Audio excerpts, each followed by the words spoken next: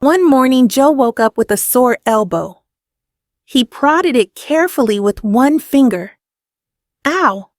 That really hurt. Joe climbed out of bed and put on his dressing gown very carefully, so as not to joggle his bad elbow. Then he went downstairs. Mom was in the kitchen searching for cereal in the cupboard. "We're out of cornflakes again," she said, not looking around. "Mom," Joe began, "I think there's something wrong with my—" But at that moment, Bella came into the kitchen. She was clutching her tummy. "Mom," she cried, "I'm very ill. Very ill indeed. My tummy hurts bad. I am far too sick to go to school." Mom was worried. She felt Bella's forehead. "You do feel hot, but you were fine yesterday." "I'm not fine now," said Bella. "Please, Mom, can I go back to bed?" Bella didn't even want breakfast. Joe tried to tell Mom about his elbow, but Mom was too worried about Bella. "Please just get dressed, Joe, or you will be late for school." Mom stayed home to look after Bella. Dad gave Joe a lift to school, and Joe tried to explain about his elbow. "I was playing football yesterday, and I banged it and it still hurts," he said. "Probably just a bruise," said Dad. "I hope Bella is better soon. She looked a bit feverish to me." It's always about Bella, thought Joe crossly. At school, Joe had to be very careful of his elbow. He had to keep it really still. Luckily, he could still write with his other hand. At home, Mom was looking after Bella. She put her back to bed and tucked the covers around her. She brought her a glass of water to sip slowly. She stroked her head and read her a story. "How do you feel now?" she asked. "Would you like to try a little breakfast?" "I can't eat a thing," said Bella.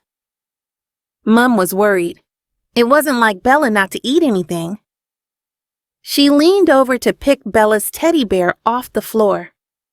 As she did so, she caught sight of something under the bed, a huge pile of sweet wrappers, and an empty box.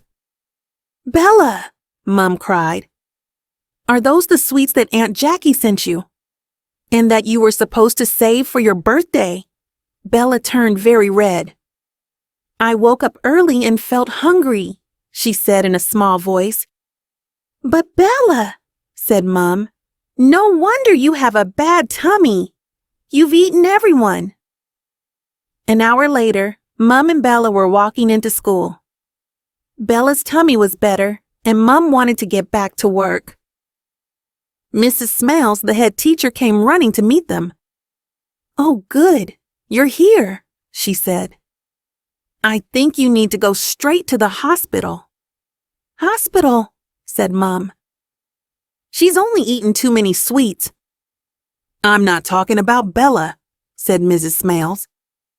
"I'm talking about Joe. Didn't you notice that he'd broken his elbow?" "What?" said Mom. At the hospital, Mom and Joe had to sit in the waiting room until Joe could have his x-ray. "Why didn't you tell me?" Mom said. "I did try," said Joe. "But you wouldn't listen. Then my teacher noticed I couldn't move my arm." At the hospital, they were very kind to Joe.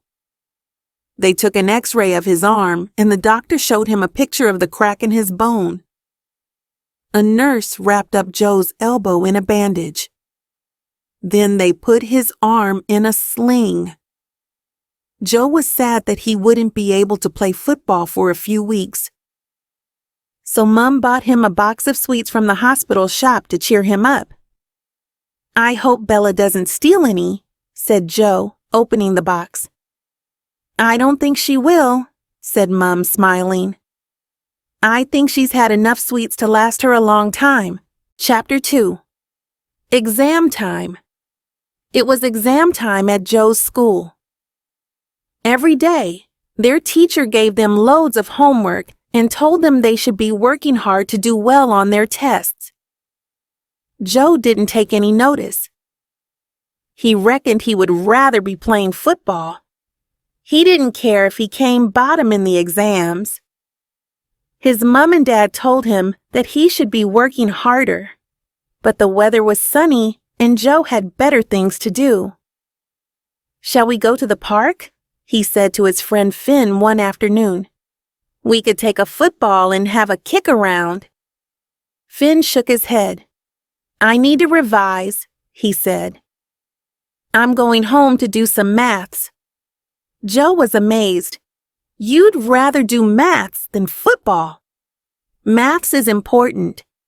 Besides, my mom says she'll buy me a mountain bike if I do well." "That's crazy," said Joe. Finn shrugged. "Wait until I beat you in the test and you watch me riding past on my mountain bike." "You won't beat me," said Joe. "Oh, yes, I will." "Oh, no, you won't. Just wait and see." For the first time, Joe wanted to do well. He couldn't bear it if Finn came top and he did badly. So when he got home, he opened his maths book. There was so much to do. Suddenly, he felt like he'd forgotten everything he'd learned that year. He couldn't think where to start. He was still sitting there when Bella came in chasing Casper the kitten. "You don't look happy," she said. "Your mouth is all sad." "You wouldn't be happy either if you had to learn all this maths," said Joe. "I would just use my magic pencil. It always gets the right answer." "That's silly. There's no such thing as a magic pencil." "Yes, there is. Look, I'll show you." Bella ran out of the room and came back carrying a shiny silver pencil with a fluffy unicorn stuck to one end. "What a silly thing," thought Joe. But Bella was beaming and he didn't want to hurt her feelings. So he picked up the pencil and looked at the maths question. To his surprise, he saw the answer straight away. After that, Joe worked hard every evening. On the day of the maths test, Bella said, "You can use my magic pencil if you like." "No way. I don't need your pencil," said Joe rudely. He was thinking about how much his friends would laugh if he came to school with a fluffy unicorn pencil. Bella was cross. "All right then, I'm not lending it to you." "Fine by me." When Joe arrived at school, everyone was talking about how much work they'd done. Finn kept grinning at him. The look that said, "I'm coming top. Just you wait and see." Joe began to panic. He sat down at his desk, opened the test paper, and felt like he couldn't do a single question. There was a knock at the door. "What is it, Bella?" asked Joe's teacher. "We're busy now." "Just something Joe forgot," said Bella. Before anyone could stop her, she skipped over and put her magic pencil on Joe's desk. She grinned at Joe as she left. Joe picked up the pencil. He looked at the fluffy unicorn and could feel himself calming down. He knew it wasn't really magic, but somehow he could do all the maths questions after all. When the results came out, Joe had done even better than Finn. "Well done," said Mom. "I knew you could do well if you tried. We could go to a movie to celebrate, and you can choose which one." "I think Bella should choose," Joe said. "I'd never have done it without her magic pencil." Congratulations, everyone! Here's today's story crafted to enrich your English skills. If you're hungry for more tales like this one, or seeking to refine your reading and speaking abilities, don't hesitate to subscribe to my channel.